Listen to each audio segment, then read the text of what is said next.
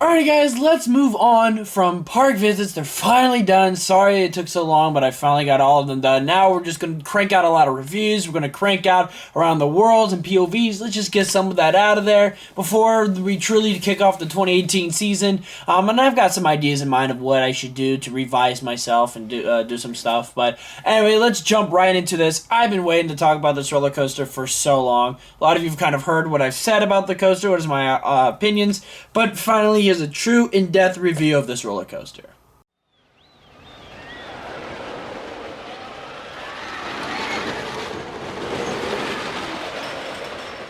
Mystic Timbers. So to start off, Mystic Timbers is a wooden roller coaster created by GCI, located at Kings Island in Cincinnati, Ohio. It's one of the few roller coasters that opened in 2017, and it opened April 15th, 2017. Now, to start off, I want to really congrats Cedar Fair and Kings Island on this. They did an amazing job putting a lot of detail into this ride. And what do I mean by that? Well, it basically means there's a lot of detail. So amusement parks create detail on roller coasters, while theme parks create theming for the roller coaster. So that's kind of where I'm getting into that. They put a lot of detail in this ride. You can really see that they worked hard. They spent a good amount of money. I mean, they spent $15 million on this. So that a lot of that money was spent putting lots of detail into the story and really getting you to see the Mystic Timbers and the side of the Miami River Lumber Company. And I gotta say, I gotta tip my hat off. That is amazing. They did a great job.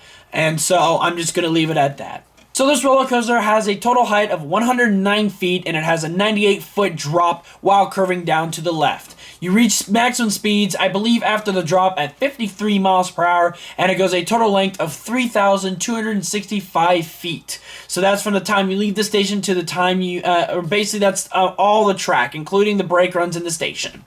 And then you have a total capacity with all three trains running fully. Then you have a good capacity of about 1,200 riders per hour. Alrighty, kind of really quick getting that out of there. I kind of really get to tell my thoughts about this. Oh, Mystic Timbers.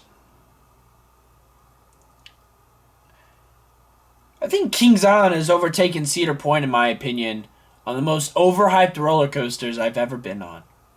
Now let me kind of explain myself here. So, Mystic Timbers is not the first time to do this when I've gone to Kings Island. Other coasters have done that to me before, where a lot of people overhyped it, in my opinion.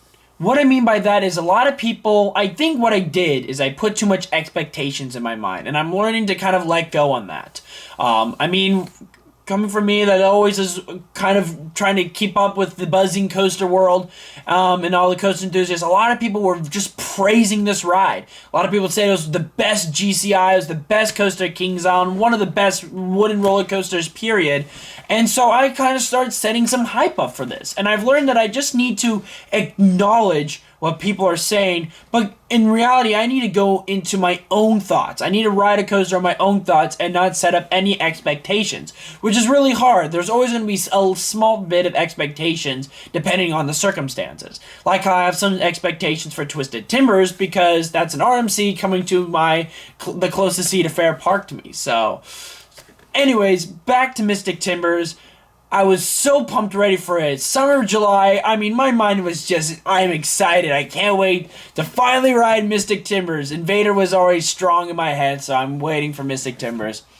And I get on it, and I get off it, and the first thing I said was, is that it?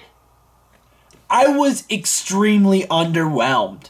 I mean, I got zero airtime, and I got some good twistiness. I was like, okay, there's some good twistiness, but zero airtime. I was in my seat the entire time. It felt a little sluggish, and I honestly thought that the shed was the best part at that time. And to kind of talk about the shed, I enjoyed it, to be honest. I mean, I understand why some people didn't like it. We're all, to be honest, I feel like we're all waiting for the next Verbolten or the next 13. We're all waiting for that big, crazy event thing that could happen. And when they kind of teased it about how what's really in the shed, oh, we're not going to talk about it, we ourselves hyped it up saying, oh, it could be the next best Verbolten. And it turned out to be something that we weren't expecting, and a lot of us probably had a bad taste in our mouth. Well, while in reality, I was still pleased with what I got. Because what they did is something that Cedar Fair hasn't done with any of their other coasters. So it's nice to see that they're doing something nice. And I'm kind of keeping it a little bit on the wraps, because just in case if people don't really know what's in the shed, or they're trying to keep it away, like they're trying to keep it to themselves, then, I mean, congratulations, you stayed away from a lot of Mystic Timbers videos, but just for those people, I'm going to keep it spoiler free for that. So basically, you start off with a right-hand turn, kind of dip down, turn to the left while doing a little bit of a small little bunny hop to go into the lift hill. There's some cool voice over going on saying, hey, go back to your video games. You can't be in here. Whatever you do, don't go in the shed, which is really cool. I like that, and the lift hill kind of works with that. It slows down, speeds up. Get to the top, you drop, while turning to the left. Dip up, turn to the left, dip down, and do a lot of airtime twistiness. Then you turn around, and then you do, once again, more airtime twistiness. Then you dip down, kind of doing a lot of this side-by-side motion before going up, turning to the left, and then crashing into the brakes, and then going into the shed. Which, once again, going to keep that on the wraps. I will say I did like the shed, though. Overall, like I said, summer, I was very disappointed. I was like, really? I mean, it was fun, I guess. Like I said, the shed was my favorite part. However, and I didn't want to really post it because, one, I feel like I would get really bashed for it because everybody said it was great, and then here's this one person that's saying, no, this is terrible, or this is not that great. So I was like, okay, I want to kind of keep my thoughts to myself. I don't feel like I should share with anybody else because everybody else has been saying something completely different from me. So I was like, okay, I'm going to try one more time during Winterfest. I did hear that it was going to open for Winterfest, which it did, and I got to go rewrite it for Winterfest. What are my thoughts on it now? I like it now. It is definitely a lot better. I had just a smile on my face. I had crazy tons of airtime, and it was intense. It was so much fun, especially riding this at night in the cold. It was amazing, and I truly see what people were talking about when they said that this ride was awesome. To be honest, it's not the best GCI out there, nor is it far from the worst. I think it's kind of just a little bit more from the center, so it's away from the center, closer to some of the better ones, as you've seen from my top 15 favorite wooden coasters of 2017. It's pretty decent, and I really like it. I think it stands up there with Lightning Racer and Invader. And I will just say, I do like just now, before summer, I liked Invader more. Now, I think I just like Mystic Timbers just a tad bit more than Invader.